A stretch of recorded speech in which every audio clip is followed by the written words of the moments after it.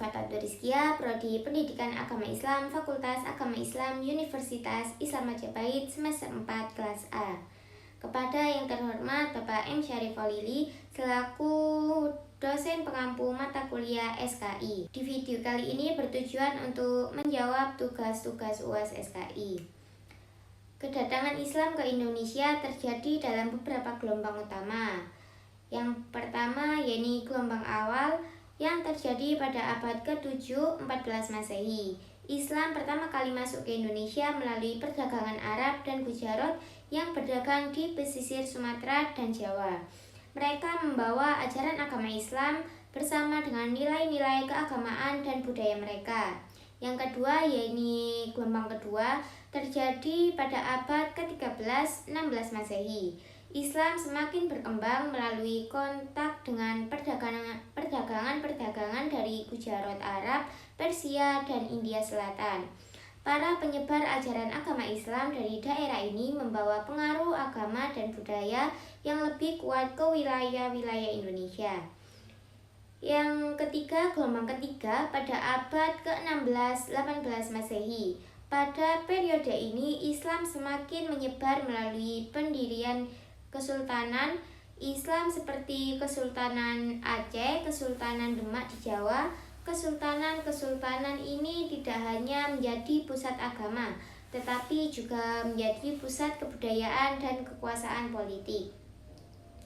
Kemudian gelombang keempat yang terjadi pada abad ke-19 20 Masehi.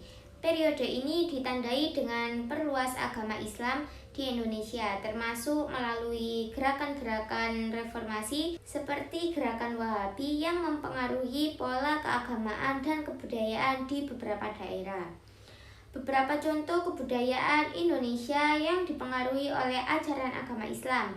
Yang pertama yaitu seni bangunan, di mana seni bangunan ini seperti arsitektur masjid menjadi salah satu contoh paling mencolok dari pengaruh Islam terhadap kebudayaan bangunan di Indonesia.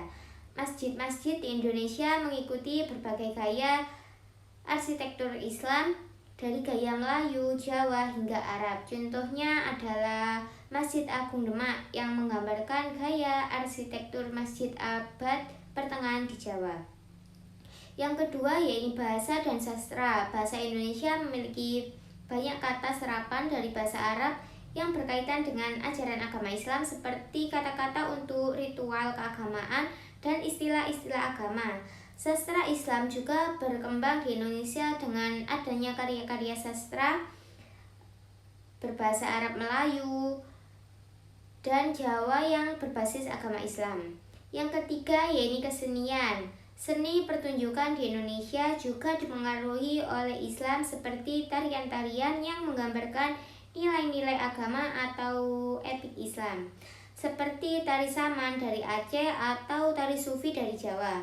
Musik dan seni lukis juga menggambarkan motif-motif dan tema-tema yang terkait dengan Islam. Yang keempat, adat dan tradisi. Adat istiadat di banyak daerah di Indonesia disesuaikan dengan nilai-nilai Islam. Misalnya dalam masyarakat Minangkabau, hukum adat atau adat perpati telah disesuaikan dengan ajaran Islam, seperti dalam hal pewarisan harta. Yang kelima yaitu pendidikan. Sistem pendidikan di Indonesia juga dipengaruhi oleh Islam dengan pendirian madrasah dan pesantren sebagai lembaga-lembaga pendidikan yang memberikan pendidikan formal dan keagamaan. Pendidikan Islam menjadi bagian integral dari sistem pendidikan di Indonesia.